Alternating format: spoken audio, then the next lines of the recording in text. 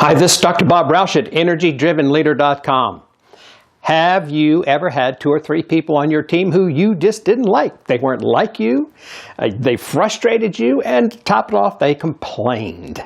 Well, a leader called me and he had 2 objectives he wanted to accomplish. One was he wanted to learn how to become a more effective leader.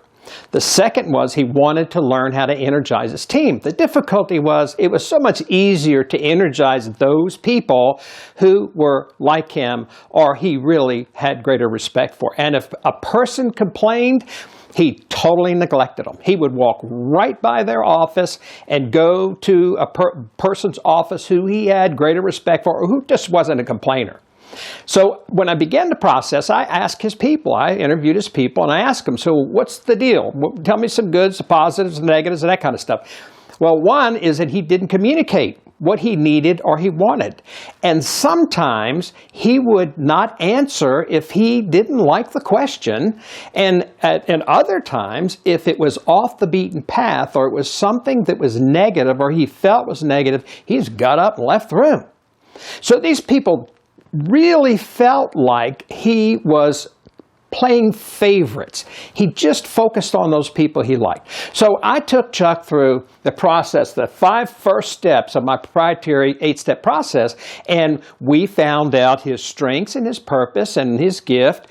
And when we surveyed people who had worked for him in other companies, found out this. They felt he was incredibly good at his job. He was well respected in his job. He was an honest guy, and get this, he was a good communicator. But when he got ushered to this leadership position, boy, that fell apart. His people obviously didn't feel that.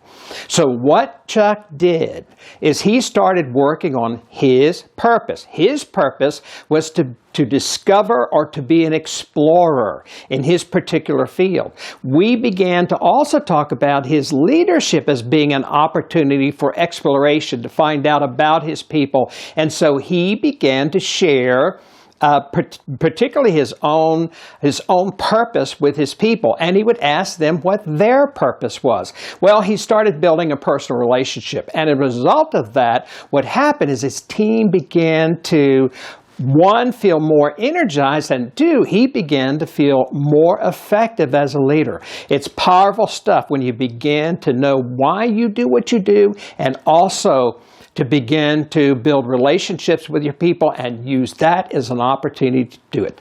This is Dr. Bob Roush, EnergyDrivenLeader.com.